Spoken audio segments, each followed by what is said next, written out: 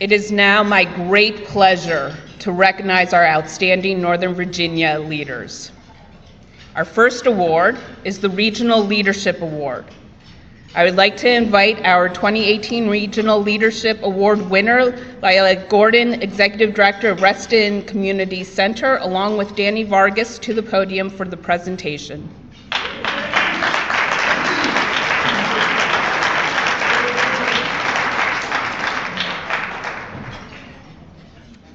Good afternoon. I'll do what Bev does. Good afternoon. There you go. There you go. Danny Vargas exemplifies the essence of the American dream, that by studying hard, working hard, and giving of yourself to others, you can rise up and realize your full potential.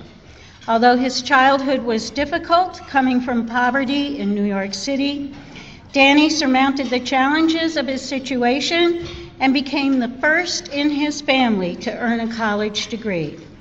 He is justifiably proud of the success he has achieved and talks movingly about his life story to students and others as a sought-after inspirational speaker. That life story is remarkable. A proud U.S. Air Force intelligence veteran, Danny has spent his adult life serving his country, his community, and this region. He is the founder and president of Barcom Solutions, a service-disabled, veteran-owned small business.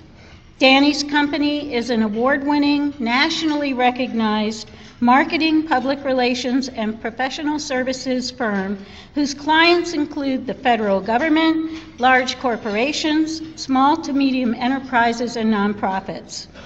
A proven executive, he previously held key roles at AOL, France Telecom, and Raytheon. He has devoted himself to a variety of causes: workforce development, veterans support, economic development, health IT integration, immigration reform, transportation, and so much more. In all his various community roles, he has led with clarity and conviction, innovation and inspiration, and above all, Danny tackles challenges with the bravery needed to mold new solutions to complex problems. Here's a short list of his accomplishments. He was the first Latino chair of a mainstream chamber of commerce in Virginia history, the Dulles Regional Chamber of Commerce. As the chair, he inaugurated new committees to tackle concerns about the environment, women's leadership development, and economic and workforce development. He established an Asian Business Committee and elevated the Hispanic Business Committee to council status. When possible withdrawal of federal funding for the Silver Line Metro expansion threatened to scuttle the project, Danny rallied a coalition of regional business and community groups, championed strategies that garnered significant media attention, and lobbied elected officials to reinstate the funding and get the Silver Line back on track. We may need him again. As chairman of the Virginia Board of Workforce Development, he established a system that was driven by both the needs of employers and job seekers to fill existing vacant positions. He participated in the U.S. Chamber's task force to create the National Talent Pipeline Management Initiative and had Virginia become one of the early proving grounds for this innovative approach.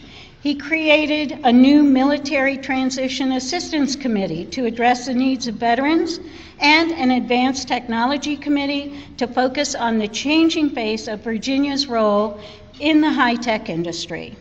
In 2008, Danny took on a national role. He was appointed by Congress to the National Museum of the American Latino Commission.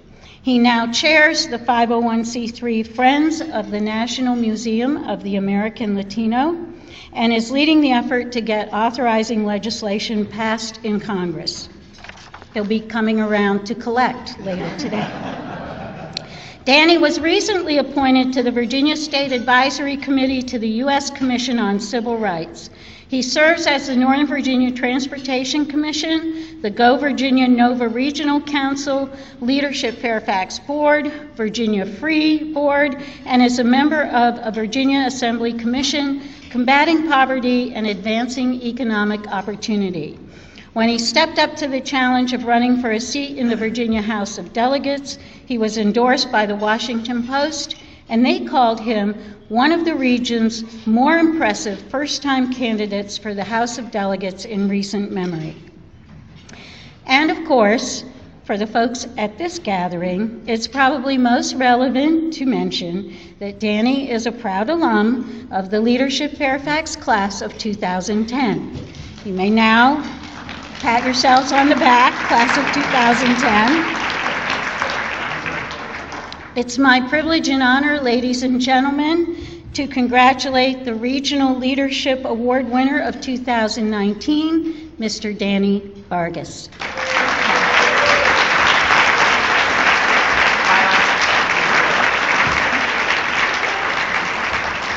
Wow.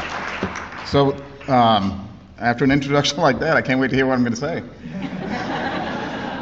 Thank you so much for that, and thank you, Karen. I want to thank Leadership Fairfax for this incredibly humbling recognition. It's an honor to be on the board of directors. It's an honor to be part of the class of 2020, the greatest class ever.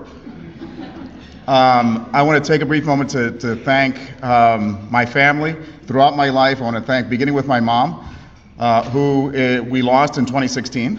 But in spite of the fact that she grew up as a servant girl in Puerto Rico, never learned to read or write, never learned much English.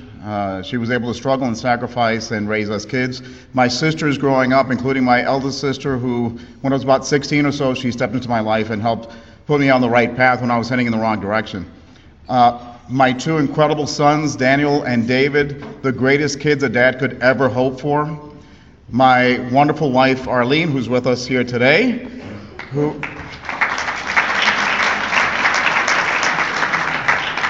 has supported and put up with me for the last 30 years. I want to thank God, without whose intervention I wouldn't be here today. Those of you that know me know that I often say that statistically I ought to be dead or in jail right now.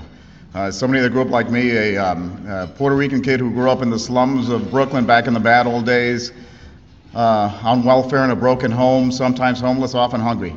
Usually a story that begins that way doesn't end too well. But I was able to join the Air Force at 17, not only as a way to get out of that environment, but also as a way to give back to my country. Because I knew instinctively, even then, that I was incredibly fortunate and blessed to have been born in the one country where the outcome may not be guaranteed, but the opportunity is. And I kept that spirit of giving back throughout the rest of my life after my time in the military and as an executive in some of the world's biggest telecom technology companies and starting my own business 15 years ago. I've been able to stay involved in issues that I care about deeply and where I'm passionate.